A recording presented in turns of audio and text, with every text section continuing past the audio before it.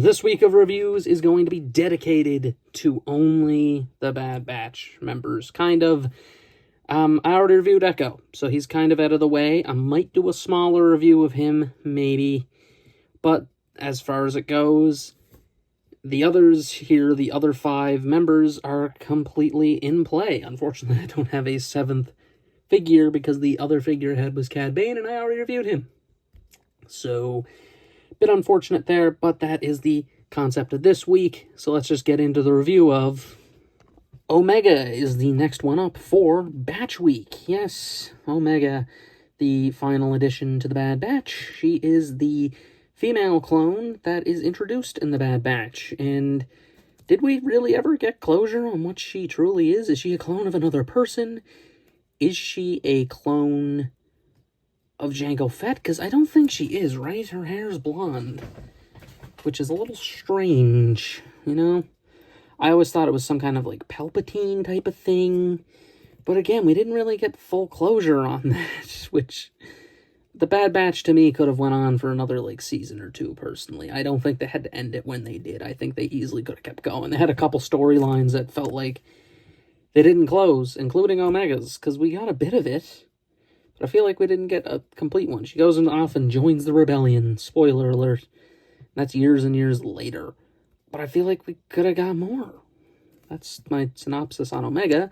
But the figure here is based on Kamino Omeega from Season 1, which I didn't have the box and frame, which I'm going to grab here off side.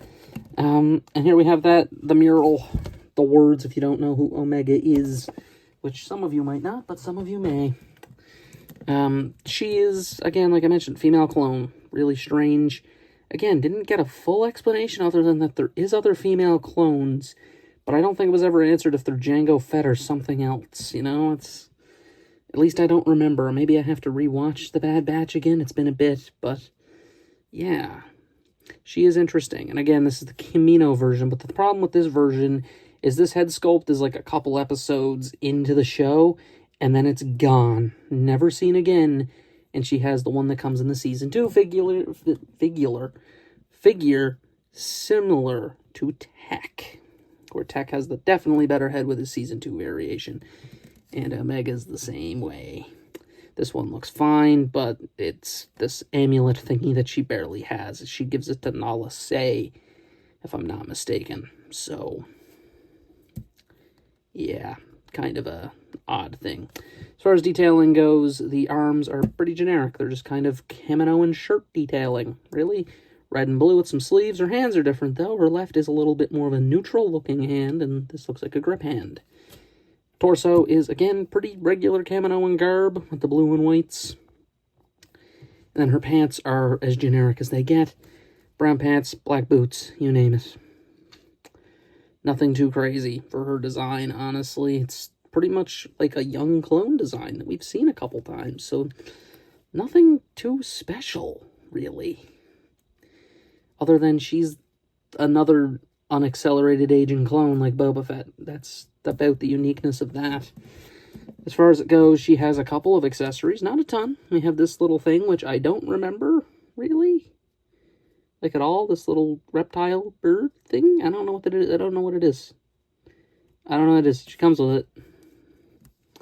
And this clearly took up most of the plastic budget because it is solid. It also has a rotation at the waist for some reason. Why? Why? But, man. There's not much to say. It's well painted and everything, but why? Why? Why is this thing here, you know? We don't have this breathing mask here, which just goes on her face like that. Ta-da. Very good. It's there. I don't really remember. I think I remember from, like, the final episode. Maybe. It's something to have, I guess. It stays on there pretty well, though, for something that's just friction. And then there's her main accessory, her bow and arrow that she gets a little bit later on in Season 1, which is very unique. It doesn't fold up or anything, and it actually feels like it's quite fragile. But it is cool, nonetheless. The little arrow here, the little bolt, can be removed, so that's cool. Also, the front can. I think the glue just came undone, though. Was really all that was. Nothing too crazy. Looks pretty good. Painted gold and black. And she can hold it relatively well. You just take it. And, of course, you just kind of have to get it wedged in there properly. It's very odd to get her to hold sometimes. It's kind of a intriguing thing. You gotta get her... You gotta think of it oddly, because, again, it's a bow and arrow, so it's not like a typical gun.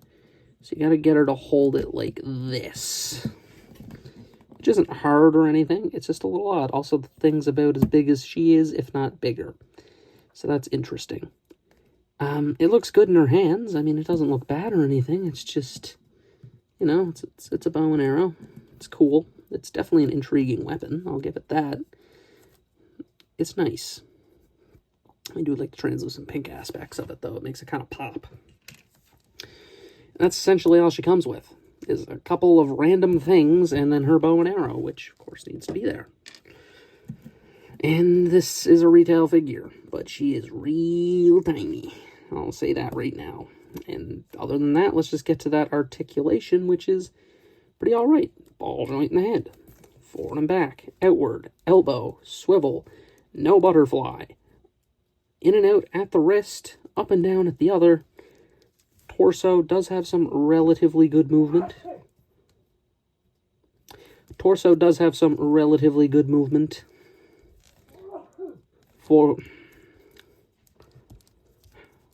Torso does have some relatively good movement. The legs kick forward and back. Outward, swivel at the thigh. Knee and a knee swivel. And a boot cut as well. And then forward back is a little hindered. And you have an in and out tilt. So that is essentially it for Omeega. So let's just get to the final thoughts. Actually, I never really commented on the likeness. She kind of looks like a female Tamora Morrison. I don't know. Maybe. I kind of see it. But that is Omeega. And she's okay. I mean, the other one's 100% better than this one. I know it is. It's just a lot more expensive than this one, too. This one's fine. I mean, if you're getting it for the display, you're not going to regret it. It's just not great. It is the worst of the Bad Batch figures that I own. Easily. Not even close. Tenfold worse. Tech isn't even a bad figure. Tech's just kind of inaccurate. This is just, you know, not even inaccurate. It's just kind of a small figure, which comes with a bunch of random accessories. Just some nonsense. The breathing mask and the lizard thingy? You couldn't have included some other things? I would have even took the gonk droid. I'm really pushing for that gonk droid at this point, but there was a lot of room here. I feel like that gonk droid would have been way better than the lizard thing. Am I wrong?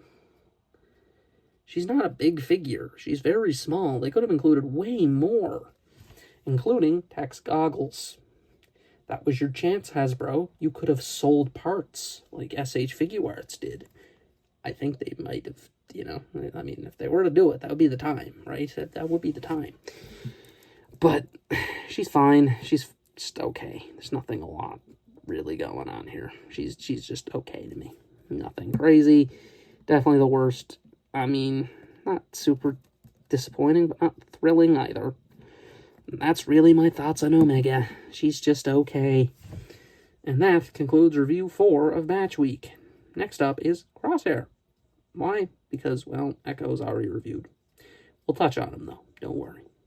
And that is it for this review. This has been my review of Star Wars Black Series Omeega Camino version. It's been Alt Delete signing out.